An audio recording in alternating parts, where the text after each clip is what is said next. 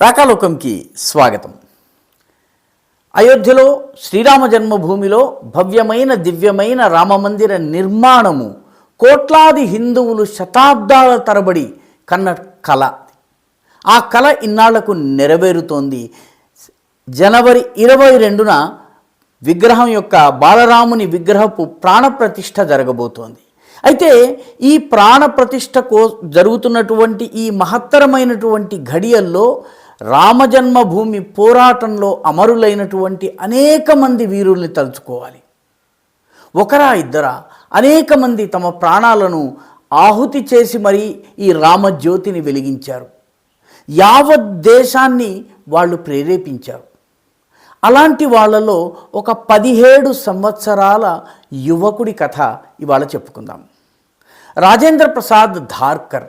ఇతని ఇల్లు అయోధ్యలోనే ఉంది.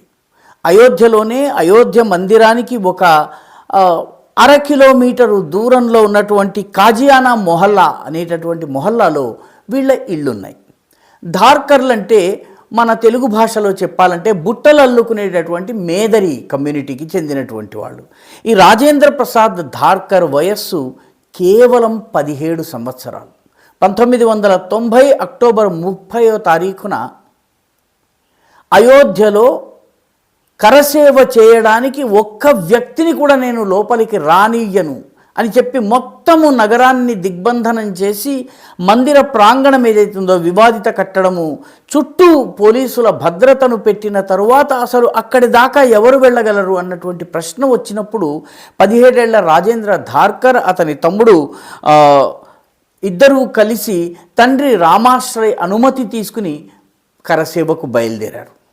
లోపల ఉన్నటువంటి గల్లీ మొహల్లాలోంచి దూరి వాళ్ళు మందిర ప్రాంగణానికి చేరారు. క్షణాల్లో అనూహ్యంగా వాళ్ళు ఆ గుమ్మటం పైకి ఎగబాకి గుమ్మటం పైన కాషాయ జెండాని పెట్టారు. కాషాయ జెండాని పెట్టిన అక్కడ ప్రతిష్ఠించి ఆ జెండా రెపరెపలాడుతూ ఉంటే జై శ్రీరామ్ అన్నటువంటి నినాదాలు చేశాడు రాజేంద్ర ప్రసాద్ ధార్కర్. ఆ తరువాత రాజేంద్ర ప్రసాద్ ధార్కర్ ఎవరికి కనిపించలేదు. ఆ తరువాత ములాయం సింగ్కి చెందినటువంటి పోలీసు మూకలు కాల్పులు జరిపినాయి. ఆ కాల్పుల్లో చాలామంది చనిపోయారు, అనేక మంది గాయపడ్డారు. అసలు చనిపోయిన వాళ్ళ సంఖ్య ఎంత అన్నదాని మీద అంచనా లేదు. చాలా శవాలను అప్పటికప్పుడు ఎటువంటి అంత్యక్రియలు జరపకుండా తగలబెట్టేసినవి, పూడ్చిపెట్టేసినవి ఉన్నాయి. కొన్నిటిని సరయులో క్రిందకు తోసేసిన నదిలో తోసేసినటువంటి ఉన్నాయి. అలా వెతుకుతుంటే ఒక రోజు తరువాత కుటుంబ సభ్యులకు రాజేంద్ర ప్రసాద్ ధార్కర్ యొక్క శవము తుపాకీ గాయాలతో దొరికింది. అతన్ని ఇంటికి తీసుకువద్దామని ప్రయత్నించేటప్పటికీ పోలీసులు దాన్ని పోస్ట్ మార్టంకి పంపించారు. పోస్ట్ మార్టం నుంచి అతని భౌతిక కాయము రాగానే పోలీసులు దాన్ని ఈ ధార్కర్ల ఇంటికి కూడా తీసుకెళ్ళనివ్వలేదు. కుటుంబ సభ్యులకు కూడా చెప్పకుండా దాన్ని నేరుగా శ్మశానానికి తీసుకువెళ్ళారు. శ్మశానంలో కూడా ఎటువంటి అంత్యక్రియలు జరగవలసినటువంటి పూజలు పునస్కారాలు ఏవీ జరగకుండా హడావిడిగా అతన్ని తగలబెట్టేటటువంటి ప్రయత్నం చేశారు. కుటుంబ సభ్యులు పరిగెత్తుకుంటూ వెళ్ళారు. తండ్రి రామాశ్రయ్ పరిగెత్తుకుంటూ వెళ్ళాడు.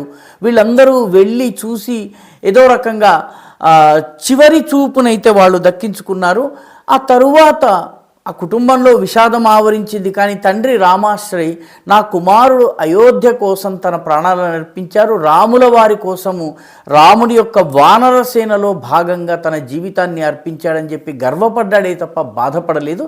అత్యంత పేదరికంతో ఉన్నటువంటి కుటుంబం, బుట్టలల్లితే తప్ప కుటుంబం నడవనటువంటిది. కుటుంబ సభ్యులందరూ కలిసి పనిచేస్తే తప్ప 4 బుట్టలు తయారు కావు, అవి అమ్ముడైతే తప్ప కడుపు నిండదు. ఆ పరిస్థితిలో ఉన్నటువంటి కుటుంబాన్ని అప్పుడు బీజేపీ రథసారథిగా ఉన్నటువంటి ఎల్కే అద్వానీ వెళ్ళి పలకరించారు. ఆ తర్వాత 3 సంవత్సరాల క్రితము మందిర నిర్మాణపు పనులు జరుగుతున్నప్పుడు రామ మందిర నిర్మాణ ట్రస్ట్ నుంచి రాజేంద్ర ధార్కర్ కుటుంబ సభ్యులకు ఆహ్వానం వెళ్ళింది. వాళ్ళ కార్యక్రమంలో పాల్గొన్నారు కూడా. ప్రధానమంత్రి నరేంద్ర మోదీ శంకుస్థాపన చేసినటువంటి కార్యక్రమంలో రాజేంద్ర ధార్కర్ కుటుంబం కూడా పాల్గొన్నది.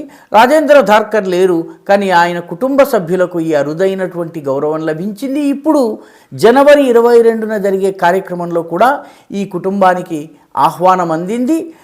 తమ కుటుంబ సభ్యుడు, తమ కుమారుడైనటువంటి రాజేంద్ర చేసినటువంటి ఈ అద్భుతమైనటువంటి త్యాగము ఈనాడు భవ్యమైన దివ్యమైన రామమందిర నిర్మాణానికి బాటలు వేసిందని తండ్రి రామాశ్రయ్ గర్వపడుతున్నాడు. ఈ వీడియో మీకు నచ్చినట్టయితే లైక్ చేయండి, షేర్ చేయండి, ఈ ఛానల్కు సబ్స్క్రైబ్ చేయండి. మీ అభిప్రాయాన్ని కమెంట్ల రూపంలో తప్పనిసరిగా పంపించండి.